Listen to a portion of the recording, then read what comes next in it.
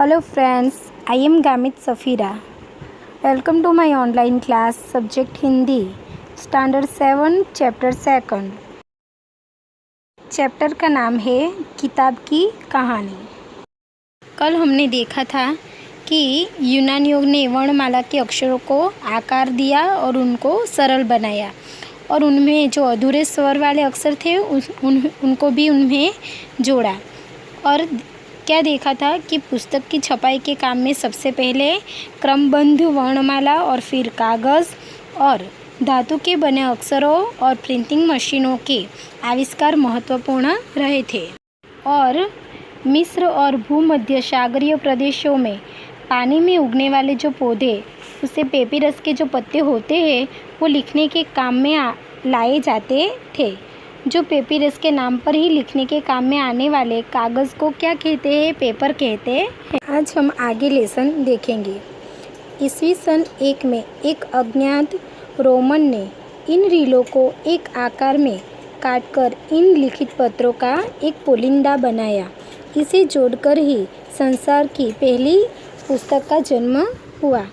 तो संसार की पहली पुस्तक का जन्म कैसे हुआ कि ईस्वी सन 1 में एक रोमन जो व्यक्ति था उसने क्या किया, लकड़ी की जो डंडी पर लिपटी पत्तियों को एक आकार में काटकर लिखित पत्तों का एक पुलिंदा बनाया और इसे जोड़कर ही इसकी पहली पुस्तक बनाई।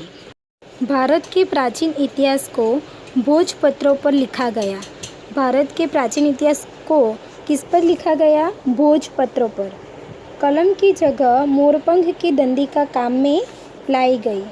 इसके बाद चमड़े पर लिखने की पद्धति उपयोग में लाई जाने लगी। यानी कि पहले बॉल पेन ऐसा कुछ था नहीं, तो जो मोर पंख होते थे उसकी डंडी को वो लोग लिखने में यूज़ करते थे और उसके बाद चमड़े पर लिखने की पद्धति भी स्टार्ट हुई। सन 105 में चीनियों ने किताब के लिए कागज़ का तोहफा दिया। उन्होंने कपड़ों के चिथड़ों, पेड़ की छालों, मछली पकड़ने के पुराने जालों को गलाकर लुंगड़ी बनाई और उससे लेखन कार्य के लिए एक पदार्थ तैयार किया।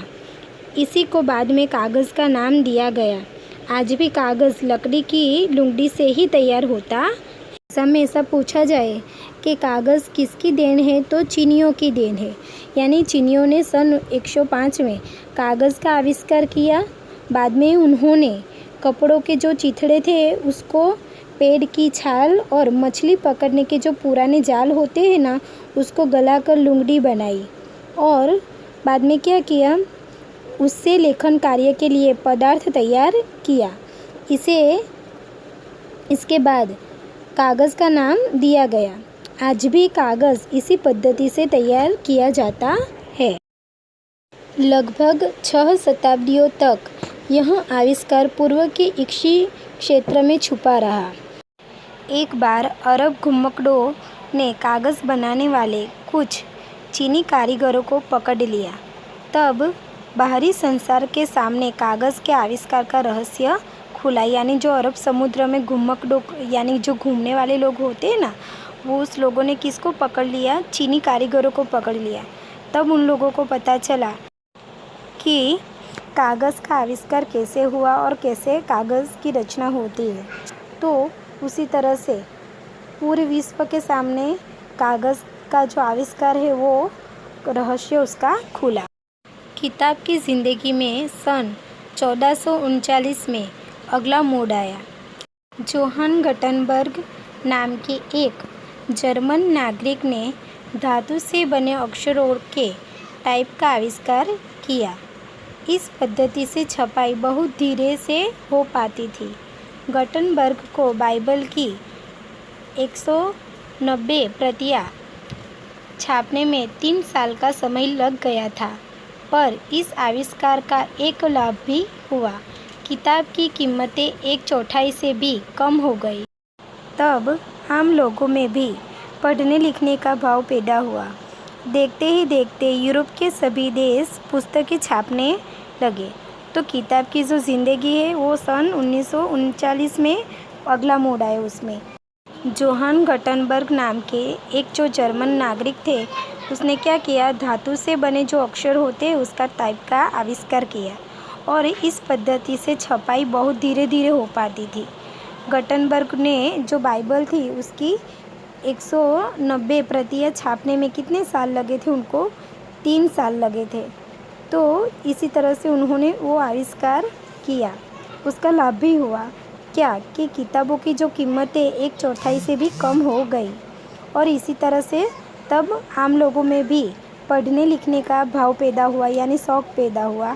देखते ही देखते यूरोप के सभी देश पुस्तकें छापने लगे और इसी तरह से लोगों को भी लगा कि हम पुस्तकें पढ़ें और यूरोप के जो देश थे उसमें भी पुस्तकें ज़्यादा से ज़्यादा छापने लगे लोग। तो आज हम यहाँ तक ये लेसन देखेंगे। आज हमने देखा कि कागज़ जो है वो चीनियों की देन है और चीनियों ने सन 105 में कागज़ का आविष्कार किया।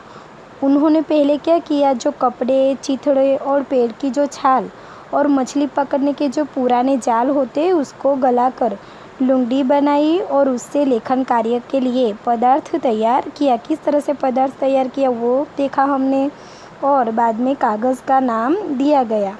आज भी कागज़ इसी पद्धति से तैयार किया जाता है और देखा कि किताबों की दुनिया में जोहान गटनबर्ग का योगदान भुलाया नहीं जा सकता। ये जो जर्मनी में रहने वाले इंसान थे, उन्होंने 1439 में धातु से बने अक्षरों के जो टाइप का आविष्कार किया। इससे छपाई की शुरुआत हुई।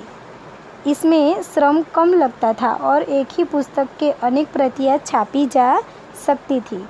इससे किताबों की कीमत 1/4 से भी कम हो गई और आम लोगों में भी पढ़ने लिखने का शौक़ पैदा हुआ। देखते देखते यूरोप के सभी देश पुस्तकें छापने लगे। बच्चों, आज आपका होमवर्क है, जो मौखिक क्वेश्चन आंसर आपको लिखने के लिए दिए गए थे वो आपको याद करना है। Thank you everyone watching my video.